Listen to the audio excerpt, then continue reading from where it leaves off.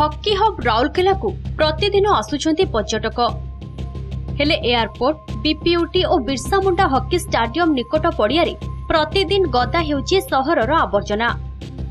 दैनिक 25 truck रु 30 truck अलिया खोला पड़िया गदा होइथिबारु सृष्टि हेउची दुर्गंधमय परिवेश।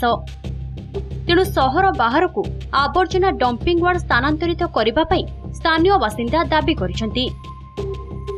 आसंता 15 दिन मध्य स्थानांतरित करा न गले आंदोलन कराजियो बोली स्थानीय छेंड कॉलोनी बासिंदा चेतावनी दैछंती।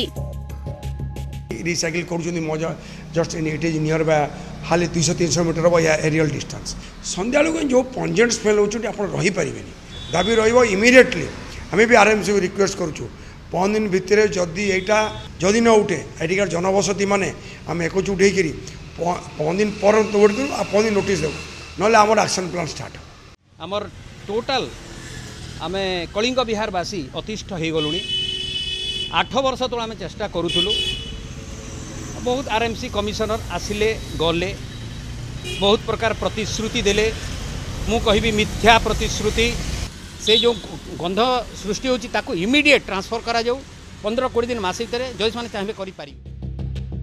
राउरकेला महानगर निगम अंचल दैनिक 120 मेट्रिक टन रु 130 मेट्रिक टन आवर्जना संग्रह हेउची। एहासह राउरकेला इस्पात सहरांचल आवर्जना बाहरुची। तेबे गदा होइतिबा 2 लाख मेट्रिक टन आवर्जना को 10 कोटी टंका खर्च करा जाय प्रक्रियाकरण करा जाय जैव खत करा जाउची। तेणु खूब शीघ्र आवर्जना को तरकेरा निकटरे चिन्हट होइतिबा 3 एकर जमी को स्थानांतर करा जियो बोली आरएमसी कमिश्नर सूचना दैछंती।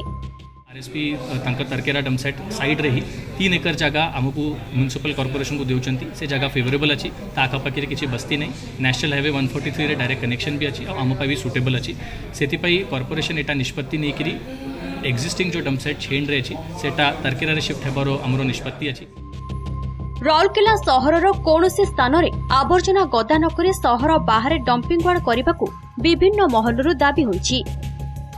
राउरकेलारू कैमरामैन सागर पासवान अवनी रंजन महापात्र रिपोर्ट नंदीघोष टीवी।